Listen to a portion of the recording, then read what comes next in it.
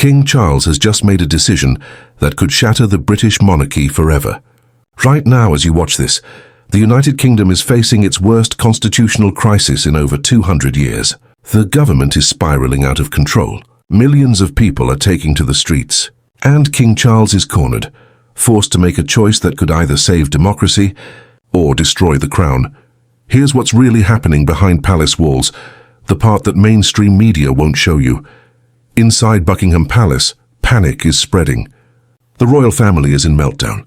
The Prime Minister is reportedly holding crisis meetings every 6 hours, trying to stop the chaos. Meanwhile, 5.2 million Britons have done something no one in history thought possible. They've smashed every political record the UK has ever seen. If this shocks you, it should. And if you want to stay ahead of this story as it explodes hour by hour, make sure you're subscribed. Because what's happening right now will rewrite British history.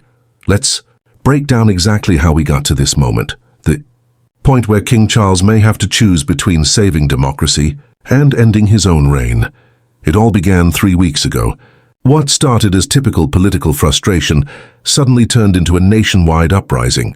Government approval ratings were already sinking. Nothing new there. But then something extraordinary happened. A single online petition appeared on Parliament's official website, demanding an immediate general election. Within 24 hours it hit 100,000 signatures. After 48 hours it surged past 500,000. By the end of week 1, 2 million Britons had signed, and then things got wild. The signatures didn't slow down, they accelerated. 3 million, 4 million, 5.2 million, and still climbing every single hour. That's not just the biggest petition in British history. That's larger than the populations of Scotland and Wales combined. This isn't a fringe movement. This is the voice of the people, loud, united, and impossible to ignore. Inside Downing Street, total panic. Sources describe a bunker mentality, with advisors working 18-hour days to contain a crisis that's spiraling far beyond their control. The Prime Minister's approval rating? Just 18%. Lower than during Brexit, lower than the expenses scandal, lower than any modern British government in history. And here's the truly terrifying number for Westminster. 73% of voters now believe the government has lost the right to govern. That's not just disapproval, that's a collapse of legitimacy. When 3/4 of your country believes you don't deserve power, you're not just facing a political problem, you're staring down a constitutional emergency. Social media has become the engine of this revolution. The hashtag #General Election now has been trending globally for 8 straight days, generating more than 2 billion impressions. Videos of ordinary Britons demanding change have racked up 150 million views in just 1 week. YouTubers are gaining hundreds of thousands of subscribers overnight for exposing government failures. Instagram and Facebook are flooded with posts calling for democracy, shared millions of times. And this isn't just young people. Retirees are recording emotional Facebook videos. Small business owners are posting about how badly they've been hit. NHS nurses are sharing their struggles on TikTok. For the first time in decades, every generation, every region, and every political background has come together behind one message: we want our democracy back. Meanwhile, the economy is cracking under pressure. The pound has dropped 4% in just 5 days, as investors lose faith in Britain's stability. The FTSE has lost £80 billion in market value. Business leaders are warning publicly that investor confidence is collapsing. The Federation of Small Businesses reports that 71% of its members want immediate elections to restore stability. Major corporations are quietly drafting contingency plans in case the government falls. Even the Bank of England held an emergency meeting with Treasury officials, warning that prolonged instability could spark a full-blown economic meltdown. But here's where this crisis crosses into dangerous territory for the royal family itself. The protests are no longer aimed only at the government. Crowds are now gathering outside Buckingham Palace, holding signs that read, "Charles, choose democracy or crown." Images of these protests have gone viral worldwide, putting the monarchy under pressure not seen since the death of Princess Diana. Inside the palace, aides describe an atmosphere of cold panic. King Charles's approval rating has plunged below 50% for the first time since his coronation.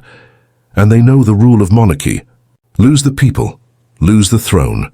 Charles now faces the most impossible political trap of his life. If he dissolves Parliament and forces new elections, critics will accuse him of staging a royal coup, breaking 300 years of constitutional neutrality. Conservative MPs would call him a traitor to democracy. Allies abroad would question the UK's stability. But if he does nothing, if he stays silent, he risks being remembered as the king who watched democracy collapse. To the public, inaction looks like complicity, and that could push the monarchy into its biggest crisis since the English Civil War.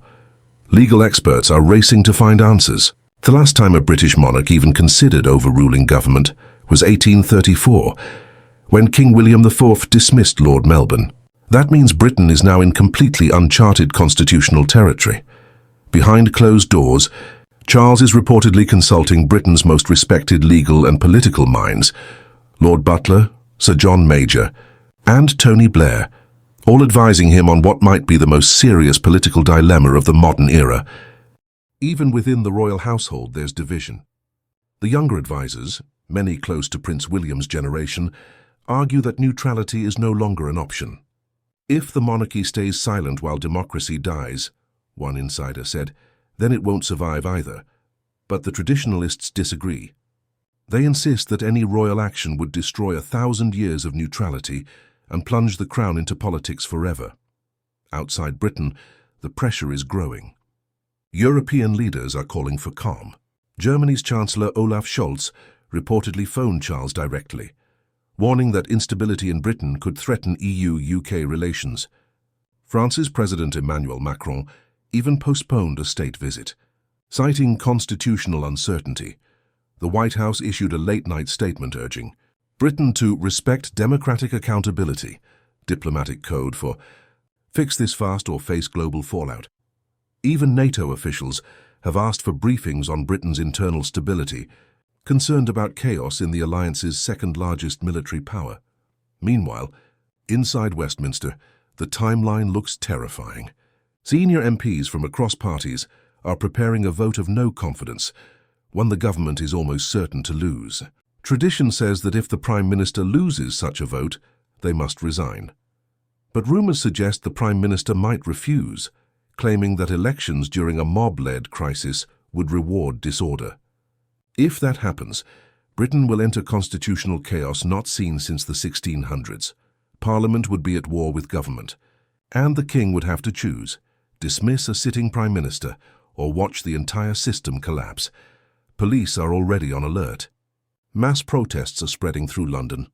Manchester, Birmingham, Leeds, Cardiff, Glasgow, and Belfast, every major city now sees daily demonstrations, and these aren't the usual political rallies. Entire families are marching. Conservative and Labour voters are walking side by side. Brexit supporters and Remainers are chanting together.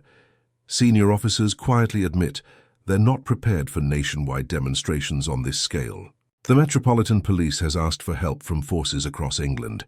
Scottish authorities are preparing for their largest protest since devolution. Intelligence agencies warn that extremist groups could try to hijack peaceful marches and that one major act of violence could trigger a chain reaction across the country. Every day, King Charles spends hours in private meetings, weighing a decision that could shape British democracy for generations.